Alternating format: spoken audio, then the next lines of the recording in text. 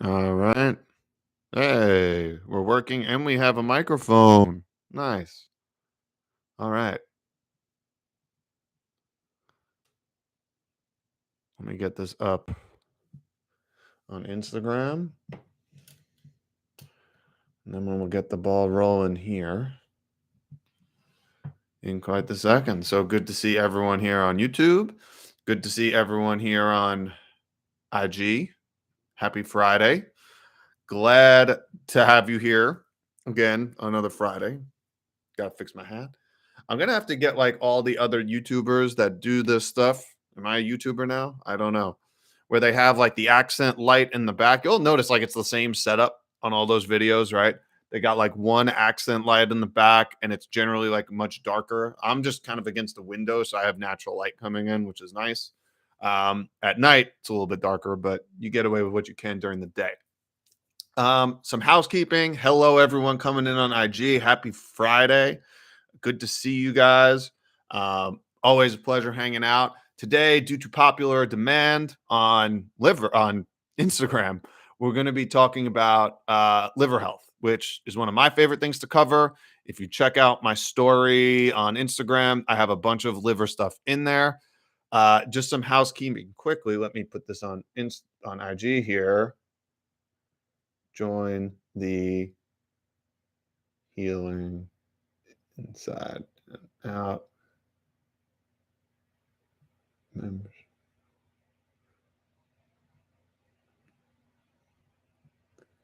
First, $25. So, really quick, before we get started on this, is I am excited. I've been talking about this the last couple of days to announce the launch of the Healing Inside and Out membership.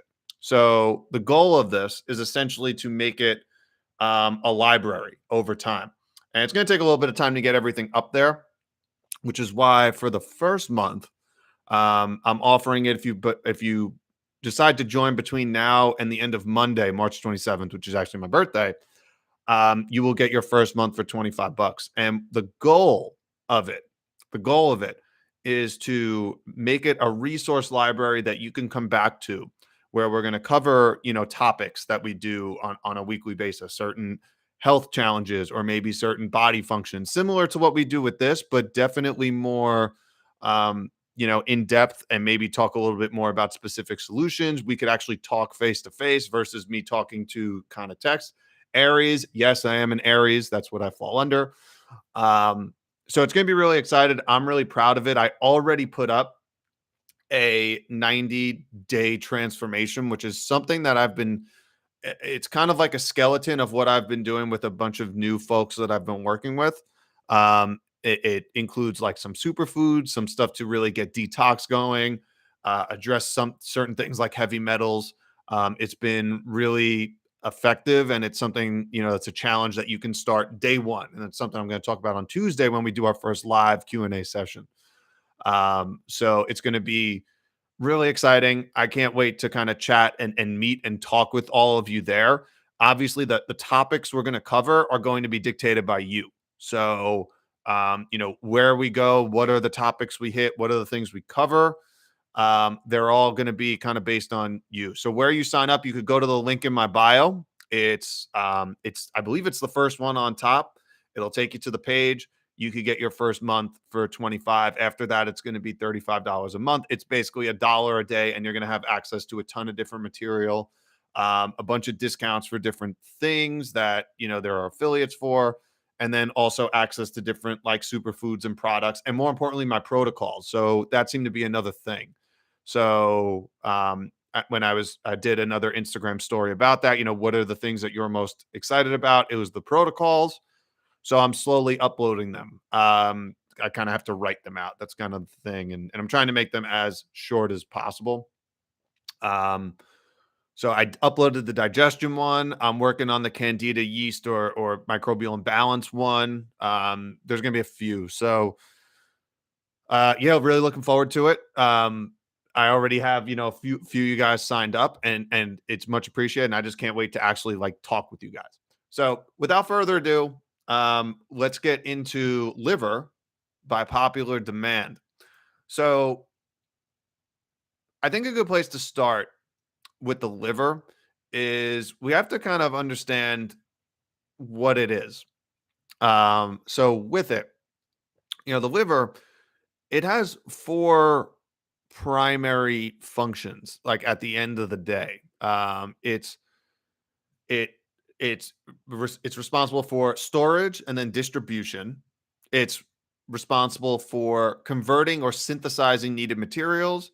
It's important for generating bile, and it's important for detoxification. Those are like the four primary things that the liver does.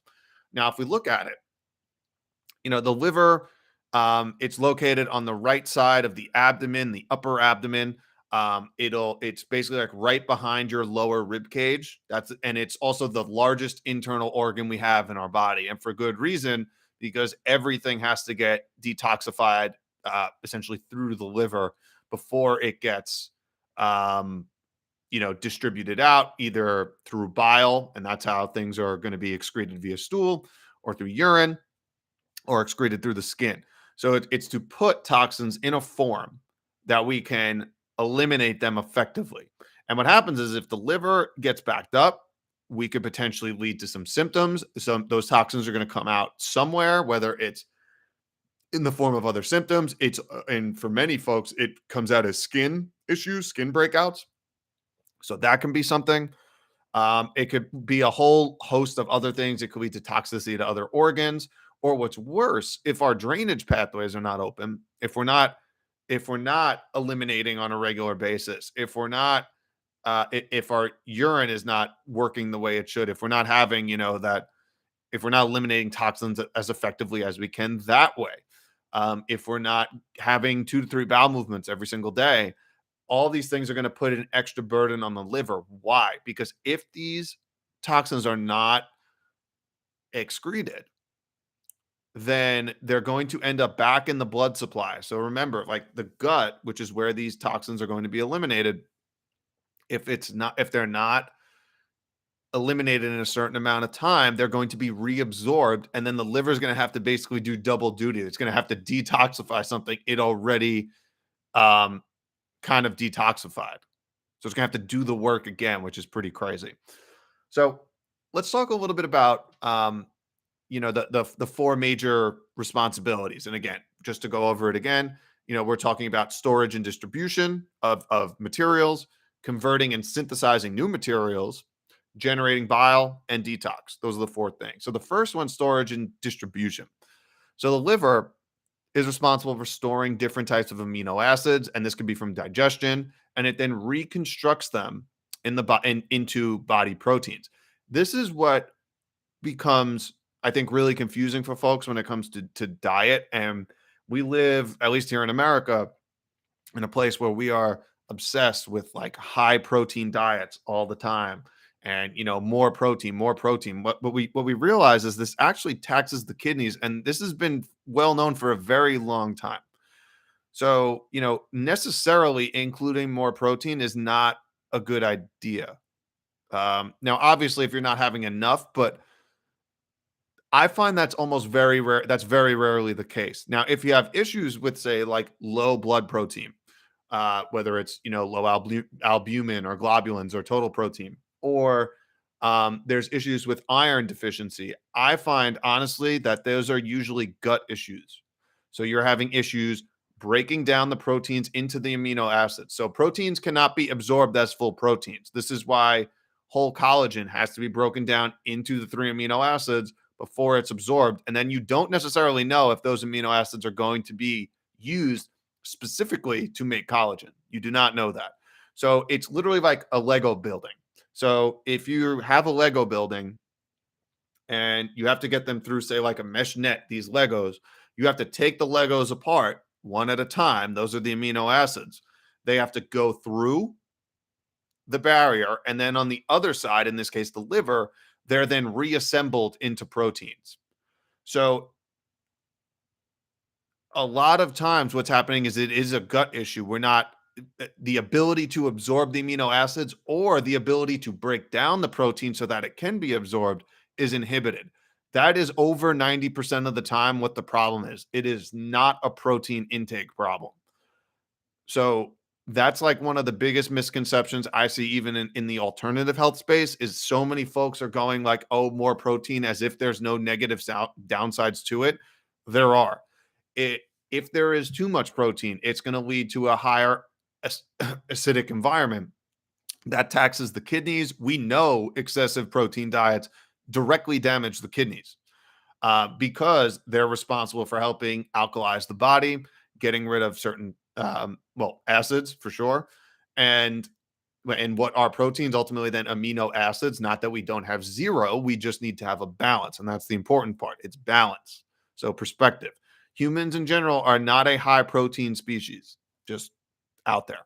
So that's one thing. So the liver also, as far as storage and distribution, it converts glucose into glycogen. So glycogen gets stored in the body as a reserve fuel, so you can break it off and use glucose molecules when it's needed later. Um, the liver also stores and distributes things like your fat soluble vitamins, so A, D, E, and K, certain minerals, including iron and copper. And that's important too because we'll get to it. So the second major function here is converting and synthesizing materials. So if we take glucose again, when you have excess glucose in the blood, the liver stores it as glycogen. Now, actually, most glycogen is actually in muscle tissue. It's not in liver. So another reason for staying in shape, making sure you're doing strength training on a regular basis is going to be to improve glycogen storage, to stabilize blood sugar, because when the body is deconditioned, when we don't have an adequate amount of muscle tissue, it's going to affect our ability to store glucose as glycogen. And again, most of that is in muscle tissue. The second most common place is actually in the liver. So that's important. Now, if our glycogen stores are depleted, then what happens is we'll start converting fats into glucose and then use that as energy. So that's essentially what happens. Now, ideally, our bodies work best on glucose. That is what our bodies are meant to run on. So it's a separate argument that I don't want to get into too much today when we're talking about, ketogenic diets and stuff. But we are meant to run on glucose. There is more than enough of a physiological, if you're talking about just general human physiology, we're meant to run on glucose. Now, the liver also does other things. It converts things like ammonia from excessive protein consumption into urea, which is then excreted by the kidneys. So, that protein has to get broken down if there's excess into ammonia, and an ammonia buildup can potentially damage the kidneys if it's excessive for a long period of time. Your liver also synthesizes things like vitamin K and clotting factors, vitamin K for clot, because that's how you spell it. Things like prothrombin and fibrinogen. Ugh, there's a tongue twister for you. Also synthesizes things like cholesterol. So at least 80% of cholesterol in the body does not come from what you eat. It's actually in the liver. So when cholesterol is high, and we'll get into this later, big issue. But not for what you think. It's not directly from food. It's a sign that there's some sort of inflammatory process going on. Cholesterol is needed for a ton of different things. 50% of the weight of our brain is actually cholesterol. It's needed to maintain cell membranes. It's needed for steroid production, hormone production. It's also very highly anti-inflammatory. So when cholesterol is high, that means inflammation's high, not because cholesterol is causing it, is because cholesterol is trying to lower the inflammation rate. So really important to kind of keep that in mind. And then the liver also produces the main two proteins you find on blood work. You'll see these out as albumin and the globulins. The liver also produces bile. In fact, up to 1 liter a day of bile. So this is going to be how we get rid of any excess breakdown products from old red blood cells, but also any other kind of products that we got to get rid of. They're going to go out through the bile to the liver, to the gallbladder, and then ultimately out through the digestive tract in stool. And that's why if you see floating stool, or if you see white stools or pale stools, that's how you know there's an issue with bile production. It could be an issue with the gallbladder, or it could be an issue with the liver. Bile is also needed for fat emulsification. So a lot of fat digestion doesn't necessarily happen in the mouth or really in the stomach. It's largely through bile once you get into the small intestine. And then, probably most famously, the liver is most well known for detoxification. What's going on, Doc? How you doing?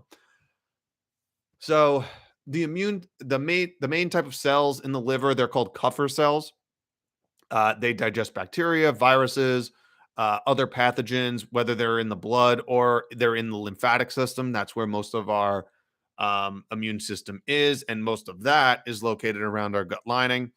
But in the modern world, we're exposing ourselves to more exogenous hormones, chemical drugs, pesticides. The list goes on. Like even basic things like everything from your Advil to your aspirin a day. All of these things need to be detoxified by the liver. These are all acidic substances that are going to increase the acidic toxic load on the liver, the demand. And it unfortunately, like, we're getting to a point now where just the modern exposure that we have on a regular basis from your typical standard American kind of way of life, the drugs, the toxic chemicals, the acidic foods, the toxic foods, alcohol, caffeine, etc. These are going to be harmful if they constantly are building up. Coal tar products, so things that are derived from coal tar, things like aspirin, for example, are going to damage the liver. So we have to be able to support it. Now, the liver is responsible for also metabolizing carbohydrates, amino acids, and fatty acids. So the liver synthesizes non-essential amino acids, and it can convert them into glucose if you need. Now, ideally, we don't want to be using amino acids for energy. We want to be using amino acids to build structure. So a protein, if we just kind of wrap our head around it for a second, protein, essentially a synonym for it can be a structure. So plants, they have structure, right? They have a stem, they have petals, they have their own sexual organs. All of these are structures that you need. That to have a structure, you need protein, and that's what they are literally made out of. Same thing with us. For all the tissues are largely protein based. So we need those amino acids to do it. So if we're not using it to build certain structures or break down structures and use them for energy, what you'll see is over time you'll start actually get muscle wasting. So that's why, like, if we were on a desert island and starving for whatever reason, and there's no food, and it's been days, the body will start essentially mostly going through glucose sugar storages first, then fats, and lastly amino acids and proteins, because it wants to hold on to that structure as long as possible. Very genius survival mechanism at the end of the day. So another reason is when you're breaking down amino acids into glucose, a byproduct again is urea from these excess amino acids that are broken down in ammonia. So they also have to get passed through again from the liver to the kidneys and out. The liver also can break down glycogen when you need to, or build it up depending on, so storage for energy or using it. The liver also creates cholesterol, as we went over. We create lipoproteins. Those are in the liver. Bile pigments like bilirubin.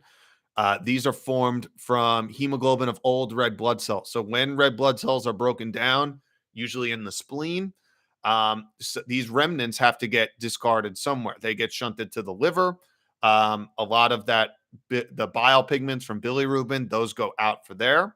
Then they go out again through the bile. So the gallbladder also associated to this.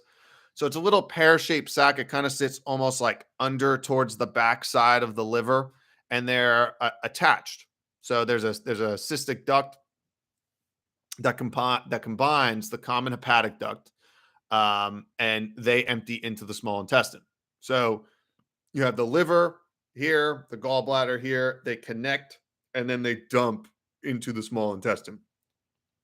Now, bile is made up of a few things. It contains things like bilirubin, biliverdin, cholesterol, organic and inorganic substances, salts, lecithin, mucin, cortisol. So they'll actually also be stress hormones.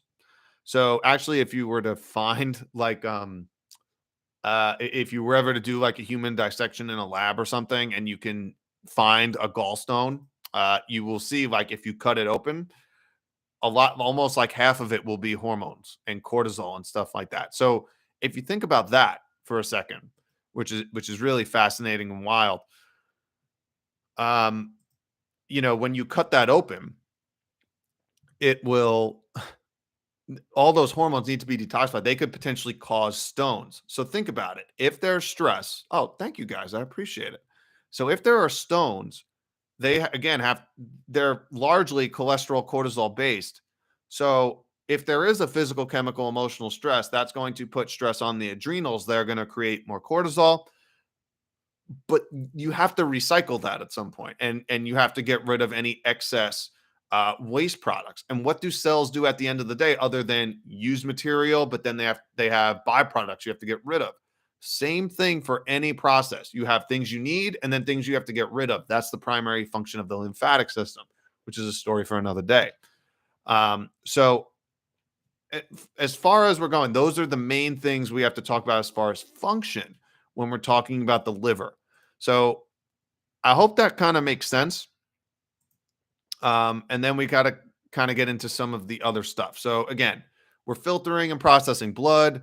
Again, it's storage is a big part of it. Metabolism, building new things, breaking things down, removing toxins, detoxification, and then conjugating stuff when we need it. It also produces things like cholesterol and also makes clotting proteins. So the liver has a lot of functions. The bile, again, just as a recap, essentially bile's made up of recycled red blood cells, and a bunch of other things, including hormones. That's going to be a big issue too. So being able to cycle that, it's also going to emulsify fats, and it's really important for the absorption of fat soluble nutrients like vitamins A, D, E, and K. So if we have our gallbladder removed for whatever reason, that's going to inhibit our ability to digest fats indefinitely, because you can't replace that. So what's going to end up happening is you're going to have bile leaking from the liver, since essentially the gallbladder is a storage sac. And we're not born with organs or pieces that are optional.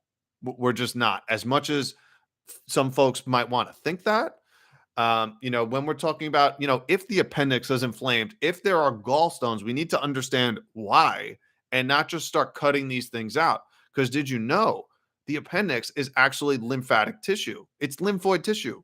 It is directly responsible for essentially running the immune system in the gut. So if it's inflamed, if there's an itis, which is an inflammation, that's going to be really important to understand why and then fix it. If there are gallstones, maybe before removing it, understanding why there are stones. Is there a physical, chemical, emotional stress that we need to take into account, so maybe we can break these stones down? And there are things you can do, like using high phosphorus things are really good for that, and kidney stones. So fast food by Standard Process, really good for that. These are all going to be things I'm going to put on the membership, so they will all be there, but I'll touch on it now. pH. So we talked about acidic, toxic foods. Our blood is supposed to be in a very tight range, in a pH that is slightly alkaline all the time, between 7.35 and 7.45.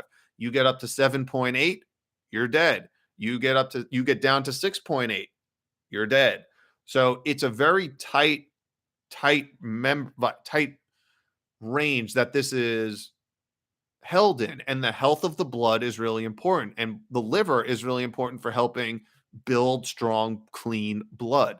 Really important. So and this is why things like the kidneys and the spleen have an intimate relationship with the liver. So important to kind of keep that in mind. And talking about the kidneys, so we kind of have to, there's no way around it. So the kidneys are going to be intimately related, because the kidneys are an elimination organ. It's a filter, but then it leads into the elimination process. Now, the kidneys are made up of these nephrons, which are the active areas of the kidneys that do the filtering, so to speak. But what can happen is if there is an incredibly high toxic load, if there is an incredibly high acidic load, this can cause extra stress on the kidneys, and can lead to them becoming plugged, especially if the blood is thick. So we need our blood to be flowing almost like water as close to possible. If the blood gets thick, if it's clumped, if there's clotting, this can essentially plug a tube. And what are you going to do? You're going to get backup. So if you get a plugged tube in, say, the nephron, that's going the same amount of blood still has to get filtered through the kidneys. But if you have three lanes it can go to, and now you have two because one is plugged, that's going to raise the pressure in the other two. So what happens? You get high blood pressure. Now, what's going to happen most likely is you maybe put on something like a diuretic, which is going to make you get rid of liquid more, but that's only going to end up leaving you dehydrated and not going to fix the plug. So the question is, why is it getting plugged? Why is there, say, plaquing buildup? Or why is there, why are the red blood cells getting sticky? Something to kind of keep in mind.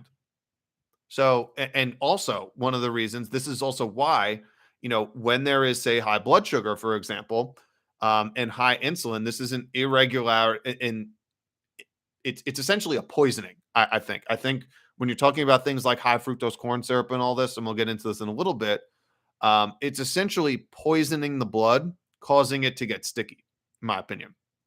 Now, why? Like, what are these toxins that are poisoning the blood? Why isn't the blood functioning as well as it could? It could be, again, heavy metals, things like amalgam dental fillings. And if you want, there are some things I've been using more recently with other people. I actually have, that's going to be part of the 90-day transformation. They're uh, using some of these to help kind of detox some of these heavy metals. But if you want, you can message me. I'll send you some information. Um, Prescription drugs, definitely going to do that. These can lead to it getting sticky. Pesticides, like we're getting to a point where if all grains in America that are not now the dwarf wheat, they're going to eventually be affected by these genetically modified grains. Going to be a big issue. Processed foods sprayed with things like pesticides, herbicides. These are endocrine disrupting chemicals. Check the post I did today. It talks about a bunch of them. Synthetic foods, these are not real. They're made with high fructose corn syrup, which is, again, also not real. These toxic environments in the water that are um, from farmed fish, like anything that's going to raise your heavy metal load in the bodies, things that start with a V that we can't talk about. These are injecting things like high levels of heavy metals into the body. That's going to increase the toxic burden. This is going to put a strain on the liver and then the kidneys, leading to issues with filtering. So it's really, really tough to kind of look at these things in isolation. It is a slow poisoning that is affecting this detoxification pathways long term.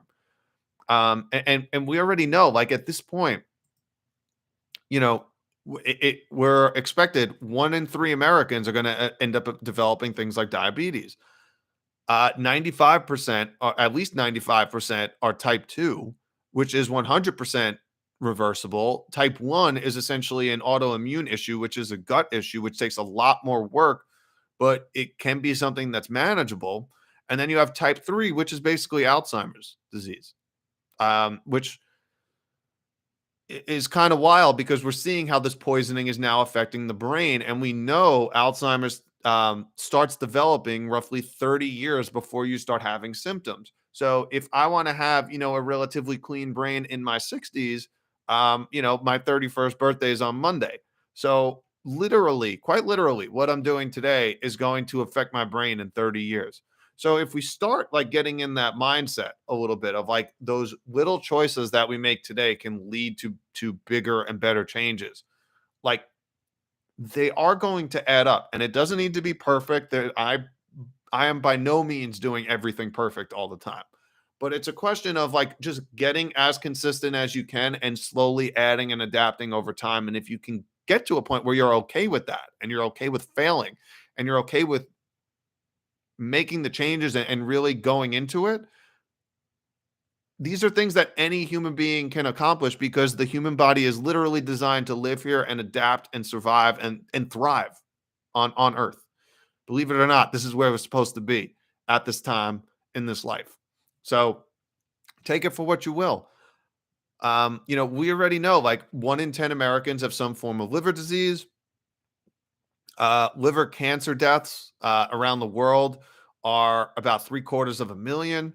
Liver cirrhosis deaths are over 1 million. And you'll see, like, if you ever did like a dissection, um, I remember when I was doing in my group in school, the body, the cadaver that we had, the liver was very hard. It was very firm, and you can compare it to another one that like had much more give. It was smooth. Is literally nodular and yellow.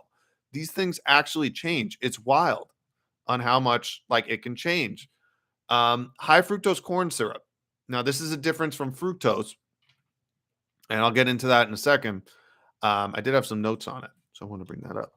But high fructose corn syrup is one of those things that is, again, literally poison. So it is the largest amount of calories, or the largest amount of calories from a single thing, I believe, in America at this point. It is a contributor to non-alcoholic fatty liver disease, which nowadays is the primary form of liver disease. It is not alcoholic fatty liver disease anymore. It is non-alcoholic. We know as much as one sugary drink a day, one soda, for example, one conventional juice is going to raise your risk of non-alcoholic fatty liver disease. High fructose corn syrup. It's linked to fatty liver disease, but a bunch of other things too. Blood pressure, again, making the blood sticky, insulin resistance, uric acid, gout, um, negative effects on the colon, promotes metastasis in things like the breast and pancreas, damages the kidneys, disrupts leptin. So leptin is our hunger hormones. So triglycerides, these are again with cholesterol going to rise in an inflammatory itis state. So high fructose corn syrup going to be incredibly damaging on that front. Um, Now fructose is a little bit different as far as it from real foods, and there's a little bit of confusion here. So fructose and glucose are the two essentially major sources of energy for cells in the body.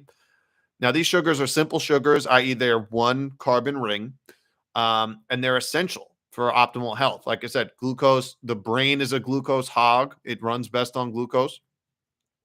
Fruits are really helpful, especially for things like candida or fungal overgrowth. Fruits are really helpful because they have astringent properties and antioxidant properties that are going to help work some of that stuff out and help clean out lymphatic congestion. The issue that always comes up with fructose is this idea that it's kind of like the same thing as high fructose corn syrup, but it's not. Now, fructose is actually, from an energetic standpoint, really a higher form than glucose. So the nervous system is run on electricity, as we all know, and fructose has a high affinity for electrical systems, i.e., the nervous system. So actually, getting more fructose in the form of real whole fruits is really helpful for helping regenerate nervous tissue, believe it or not. So it's really good for that. For diabetics too, fructose from whole foods, from fruits, is fantastic. It's not the same thing as high fructose corn syrup. It comes in a package um, with astringents, with antioxidants, with fiber, all things that are going to help make it run better, make the digestive tract run better, make detoxification run better. Also fructose is really nice because it doesn't actually require glucose transporter, which you need ATP, you need energy for. So if your glucose is actually just absorbed via cell diffusion, so it can get into cells easier and help and be a useful form of energy, especially again in the form of fruit. But if you're overloading it with stuff that's been synthetically derived in the lab, that is not the same thing. So I just want to get that out there and share that because I think that's a big confusion that a lot of folks are, or a misconception that like just because we talk about high fructose corn syrup, any fructose is bad. No, and in fact, I would argue fructose from fruits is actually incredibly beneficial. So it's just important to kind of know the difference and understand, kind of where you're at and where your food's coming from because that's more important. Um, so there's that. Like I was mentioning before, so alcohol consumption used to be the leading cause of fatty liver disease. Non-alcoholic is now the most common. Um, Researchers now estimate actually that by 2030, that's only 7 years from now, that 50% of Americans might have non-alcoholic fatty liver disease, which is horrifying and completely avoidable. So, really important to kind of keep that in mind. Other things that are going to disrupt the liver, toxins, endocrine disrupting chemicals, things like BPA. So, your plastic water bottles, the receipts that you get at stores, a lot of different plastics, especially you don't want to heat something up. Really don't want to avoid them as best you can. I always recommend using a glass water bottle like I got here or a stainless steel one, especially if you're not heating anything up in it. What they're doing right now, you'll see a lot of BPA free things, is they're using a derivative of it or a cousin of it, really, is BPS, which so just be aware of it when you're out.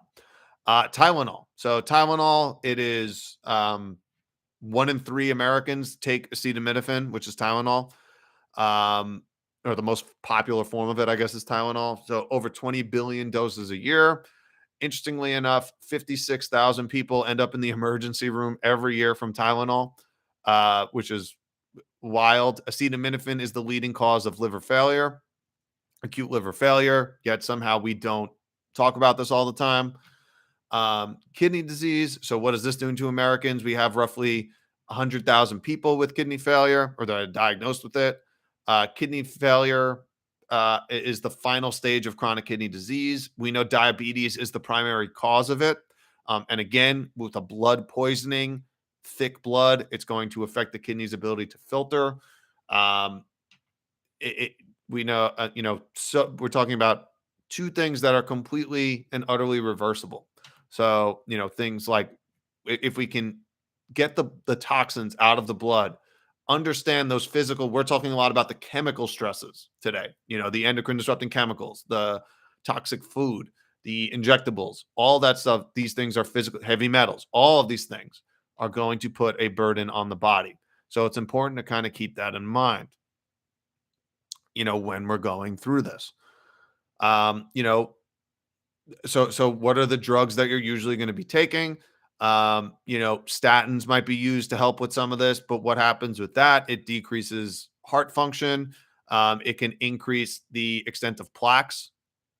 So now you're going to have an issue with plaquing potentially.